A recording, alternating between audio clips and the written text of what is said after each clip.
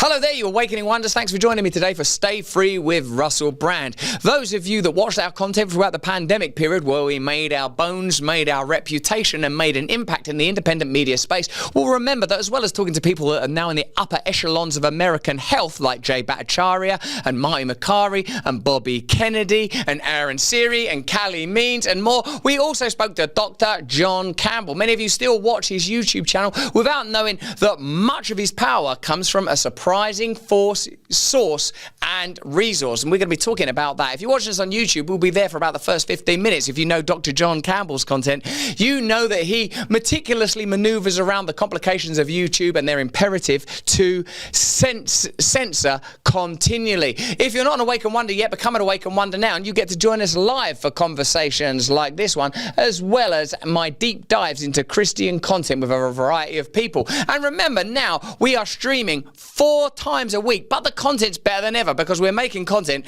just like this. So I don't think you can really change yourself, can you? But you can change us. Holy Spirit. The Holy Spirit. We're going to jump in the ocean. It's nice, it's cold.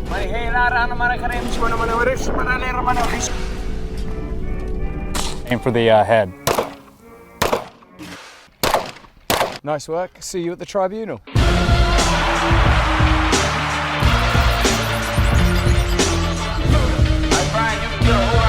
How many people did you kill? What's it like to kill people? If you ask somebody in the military, like, oh, how many people you killed? And they're like, oh, I've killed this many, and yeah, like, beat their chest, they're lying to you. If God touches you like that, then that belongs to God. Don't take that nowhere else. There's nothing that can reproduce the feeling when the love of God hits you. We'll be with you on YouTube for a couple more minutes, and I'm going to just let you know how much I love Dr. John Campbell. The way he communicates information is par excellence, is second to none, is fantastic. He's a man you can rely upon, you can lean upon, and you can trust. Throughout the pandemic, he was saying, this study doesn't seem to make sense. Well, the data they're giving us on vaccines, that doesn't stack up. Why? It's almost as if the media and government are in cahoots with one another. He has a very particular style of communicating, but he is a scientist, a doctor, a man of integrity and authority, and these are the kind of people we need in positions of power these days. Let's begin the interview, but we won't be able to finish it on YouTube. It will have to be on Rumble, and if you haven't got Rumble Premium yet, get Rumble Premium now so you can have a friction-free, advertising-free experience over there where free speech reigns supreme. And remember, you can support our content by subscribing to Rumble Premium or becoming an Awaken Wonder on Locals to get additional content free from adverts. Click that link that's in the description now. Without further ado, let's join Dr. John Campbell. I'm here with Dr. John Campbell, one of the great heroes of the pandemic era, whose content and journey lifted many spirits. Because John Campbell, like I would say men like Jay Bhattacharya and Marty Makary, are the kind of people that reassure you that there are people that are able to straddle the worlds of science and faith, of acknowledging that science is great at telling us how things happen, but not why things happen. That we are able to rely on clinical trials, empiricism, and the great principles of science. But what we can't rely on is the fallibility of humankind, and to reduce and subvert systems of science to systems of exploitation.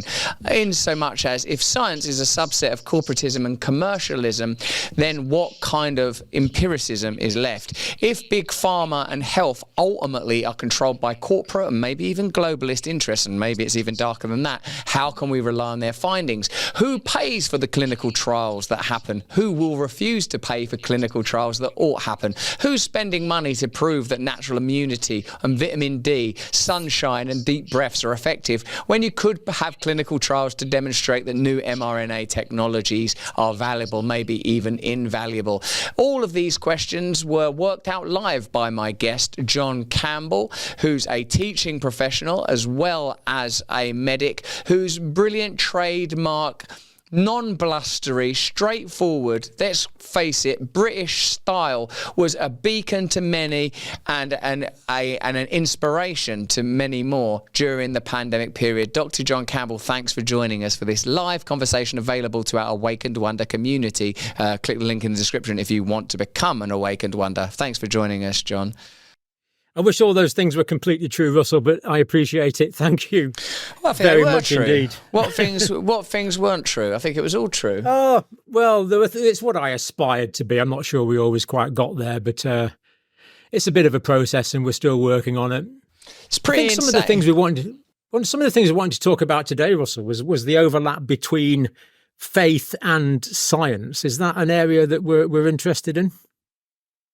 The power of transformation. For example, just before our conversation, I was watching that clip of Trump with that journalist from Meet the Press, and where he sort of talked candidly about his appetite to investigate causal or correlative links between vaccines and autism, and just how sort of what a vertiginous kind of pang is induced when you see that conversation that had been so successfully chased to the periphery, discussed by the President of the United States on the mainstream. Now, of course, I really want to talk to you about Christianity and faith and principles. Indeed, how can you ever ultimately discuss politics without discussing faith and virtue, and ultimately discussing God in some form, God in inverted commas at the very least. But I wanted to start with that. Are you surprised by how quickly things appear to be changing? A few examples: Marty Makary now is the head of the FDA. Jay Bhattacharya is the head of the NIH. Bobby Kennedy's the head of the HHS. Well, all of these await confirmation, of course, so we don't want to be too presumptuous. Are you astonished to see these kind of conversations taking place publicly? Quite frankly, given the caliber of people that are now being given a public voice, and the amount of work they've done over the decades, and they're finally being liberated, as it were. These are people that have been studying this, been working in this field for all of their lifetimes. Then all of a sudden, they're giving the political freedom. So given that they're in their positions that they have now, I can just only imagine the kind of relief that they're feeling to be able to actually speak all of a sudden, and it's just brilliant to see. So I'm delighted. I'm surprised at the way it's gone, but I'm not surprised at what they're saying, because we've got some very high caliber, very thoughtful people. And you raised a really interesting point there, Russell. We've talked about correlations, let's say, between vaccines and injuries before, but it's always been difficult because we haven't had the full data to adjudicate on the likelihood of causality. And now we're going to get full data. I'm actually very optimistic that we're going to get release of a lot of primary source data. We're not short of brilliant statisticians. We've got number crunchers just waiting to analyse this stuff. We can even now pay professionals to analyse it on behalf of the government, and we can get some real hard data, and we can change correlations and suspicions into real science and real cause and effect phenomena. And let's hope that a lot of what we fear is disproved when the hard data comes out. But I am concerned about some of the things that the hard data is going to bring out. One of the things I'm remarkably concerned about now is cancers in younger people, for example. We've got so many anecdotal reports. We've got plausible mechanisms of action why some drugs and some vaccines could be causing cancers. It's plausible, it's not ridiculous.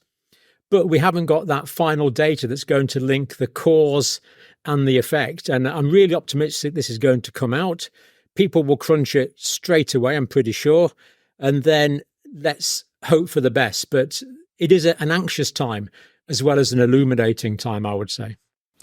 It's the kind of optimism, ephemeral optimism that can exist, I would say, in sort of liminal and chaotic spaces. It seems sort of weird to say that, because when you're talking about Trump and Elon Musk, obviously you're talking about incredibly powerful people, but real power goes way beyond human power. And increasingly, Dr. John, I've been thinking that, say if you, I pay attention to David Icke, which is an interesting thing, because David Icke usually, I'm one of the people that David Icke goes on to X to sort of criticise, and I understand it and appreciate it, because I think David Icke feels like, hang on a minute, I've been talking about all this stuff for ages, and these people now that are making money or at least have influence in these spaces, they're not going far enough, they're compromised, they're and all sorts of opinions that I'm sure have their own validity. But for a lot of people, David Icke will have been written off for being too extreme. A lot of people say that, and this is a charge that gets offered at, sort of directed at many, that he's an anti-Semite. lots of things will get, and some people just think that David Icke is ridiculous. But when it's almost like the more that is revealed when it comes to, high-powered, high-profile paedophiles, the potential that there are sort of institutionalized sex things going on, the ritualization of those activities, then, for corporatism, an agenda to assert and exert citizen management by claiming it's for the good of people, using crises to justify authoritarianism. Not that Icke is the sort of the author of a lot of those ideas. Noam Chomsky is the person that says, what was it, sort of, problem, solution, reaction, or whatever it is. That's, I think, Chomsky that came up with that.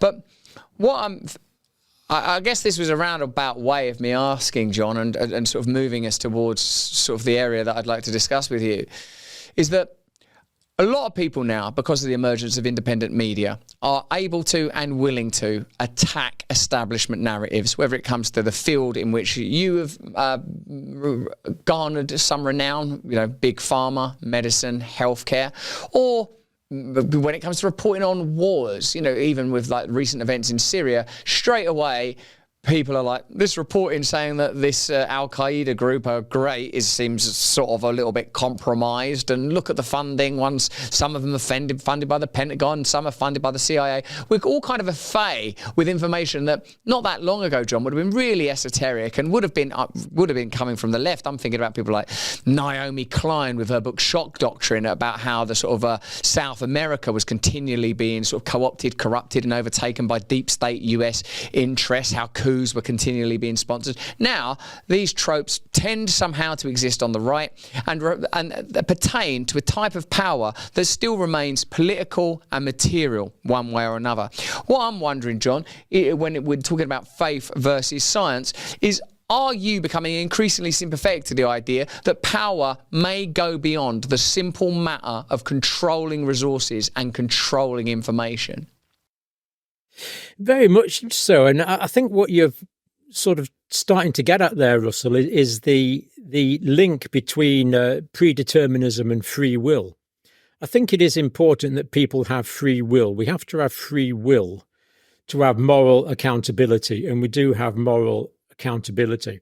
In terms of all those other things that you've talked about there, I think you're absolutely right in that independent media is available. We can actually get video from people on the ground. We can assess that, and we can go by the quality of the evidence. Now, some ideas might seem far out, but where is the evidence for those ideas? And it's as C.S. Lewis said, we need to follow the evidence wherever it leads. But I agree with you completely that I think we're in a transition stage at the moment. So in the past, it's been considered unscientific to believe in transcendence, unscientific to believe in God, unscientific to believe in creation. But I think that's changing fundamentally now, because in the past we knew much less than we do now. I remember when I started to learn science, probably 40 years ago now, the amount of knowledge was really quite limited. Now we know so much more about so many things, and I would actually contend now quite strongly that it is scientifically very difficult to defend atheism, because there is so much evidence. In the past, when we knew less about science, people used to say, well, we don't know how that happened, so probably God did that bit. That's what's called the God of the gaps idea. And this has been totally consigned to history by the emergence of greater levels of understanding and a more refined, detailed understanding of science. And now it is so improbable that what we see occurred through naturalistic terms and pure probabilistic terms. I actually think it is scientifically inconsistent to take an atheist view now, as we move on to the God of knowledge, away from the God of the gaps.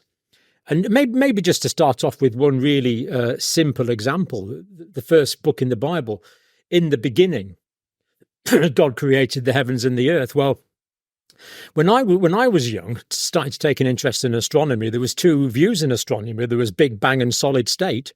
Now it's pretty well accepted that the Big Bang was the way that things began. Just before I go on, Russell, I just want to predicate this actually, because there's a big cultural difference here between the United Kingdom and the United States. Now, in the United Kingdom, people don't really think about this in churches and in Christian circles. If you go to a church, you could go, I've been going to church for decades, and I don't think anyone, maybe a few people because they know I'm interested in science, but basically people don't take an interest. Famous British physicist John Polkinghorne, professor of physics, went from being a professor of physics to being a vicar in the Church of England. And he said once, in 10 years in the Church of England in his parish, no one asked him any scientific questions. It's just not an issue in the United Kingdom. But in the United States, it's a huge issue where people take a particular stance on creation, and they almost elevate this to a doctrinal status. Now, this is not what you might call an article of faith or a salvation issue. It's perfectly possible to have a wide range of issues, from what might be called young earth creationism to old earth creationism and theistic evolution. In my view, all of those are completely consistent with different interpretations of Scripture. So what I'm keen not to do is to offend people who have a particular view and think that particular view is important. And of course, their view is important. But the way I look at it is the vast majority of science is based on an empirical understanding of the world. So having predicated that, to get back to my original example, in the beginning, God created the heavens and earth. So there was a big bang creation event, in my view, about 14.7 billion years ago. Round about then, that's when most physicists think it happened. Now, at that point in time, physicists tell us that the universe was phenomenally massive and phenomenally small, probably smaller than an atom to begin with. But before that singularity occurred, there was no matter, energy, space, or time. Or matter, energy, space, or time came into existence at that point. Therefore, what caused the universe, by definition, cannot predate the universe. There must be a cause of the universe which is external to matter, energy, space, or time. Now, a lot of physicists don't like that idea, and they're now jiggling around with ideas of faith, which are ideas of faith, like a multiverse, for which there's no evidence because, by definition, we can't know what's outside our universe. So a lot of scientists are aware of the theistic implications of that and are trying to sort of get out of it. But that physics is there. And the universe that gave rise to is one which was needed to evolve over a period of time. So, for example, that had to expand out the way at a particular rate. Now, if that expanded too quickly, then all the matter in the universe would just fly apart and you wouldn't get the formation of galaxies and the formation of stars. But if it didn't fly out fast enough, compared to the mass and the electromagnetic forces in it, then it would fly out a little bit, then clump back in again into a big crunch, and we would have no universe. And it turns out that the balance between the electromagnetic forces, the momentum of this, and the mass has to be fine-tuned to one part in 10 to the 55. The probability of that happening just at just the right amount. So that's 1 with 55 noughts after it. Now, if you take a coin and you make a pile of coins all over the continental United States, we'd have 2p coins or whatever coins they have in the States, 5 or 10 cent coins. And then you pile that pile all the way up to the moon. And then you do that on several million other United States. Then you've got 10 to the 40 coins. Now, if you get one of those coins and put a red dot in it and chuck it into that pile, remember this pile goes all the way to the moon. And I say, right, Russell, pick out that coin. And you just happen to pick out that coin with the red paint on it, then the chances of that are 1 in 10 to the 40. And they're the sort of probability that we're dealing with, that this could have arisen spontaneously or by chance.